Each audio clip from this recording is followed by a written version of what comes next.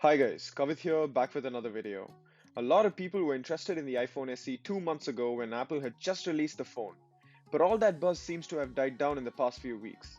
I reckon it's because of how boring the phone is. It's just a cheap iPhone with no new eye-catching features. So in this video, I want to concentrate more on how it is to live with this phone as a daily driver and who it is for, because it is not for everyone. A quick look at this phone will have you thinking that it's an old iPhone like an iPhone 6, 6S, 7 or 8, except for the centered Apple logo at the back. And also the new white iPhone now comes with a black front which looks really good in my opinion. The phone is IP67 dust and water resistant and is very thin and pocketable when compared to the other modern smartphones. I'm able to reach all the corners of the display with just one hand. However, the phone does look outdated with the big bezels, but I think anyone buying this phone can learn to live with it. Apart from all this, it's all standard Apple hardware. The buttons are all nice and tactile, and the home button is not actually a button, just like in the iPhone 7 and 8. It is a touch sensitive area with a taptic engine underneath it, which gives the illusion of a click every time you touch it. 3 years later, this tech still impresses me, and I'm surprised that not a lot of people actually know about this.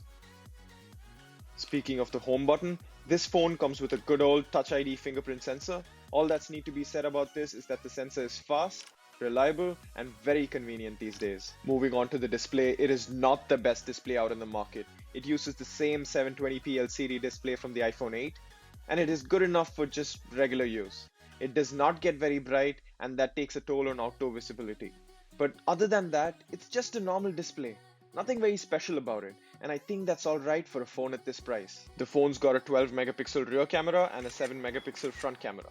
They're both really good for a phone at this size and price. Regular people using this phone to shoot pictures and videos of their friends, family, and pets will not be disappointed. None of the fancy features like the night mode and multiple camera lenses are present, and that's okay for this phone. It takes sharp and high quality pictures in good lighting conditions. Here are some pictures shot on the SE for reference.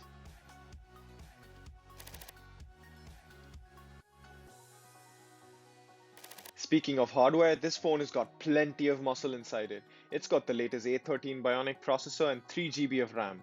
This is enough to keep the phone running for a good 5 years from now. For reference, my iPhone 7 Plus from 2016 with an A10 Fusion processor and 3 GB of RAM still performs really well to this day with no performance hiccups whatsoever. So I'm very happy with the internals of the iPhone SE, and I'm sure it will last a few good years and is well worth the money you pay for this phone. The phone has a 1821 mAh battery, and that is too small in today's standards. I feel Apple could have looked into beefing up the battery a bit more while developing this phone. It's probably the biggest downside to this phone, as it is a small battery and the phone does not come with a fast charger in the box. However, as a small phone with a 720p display coupled with iOS optimizations, the battery life is not too shabby on this device.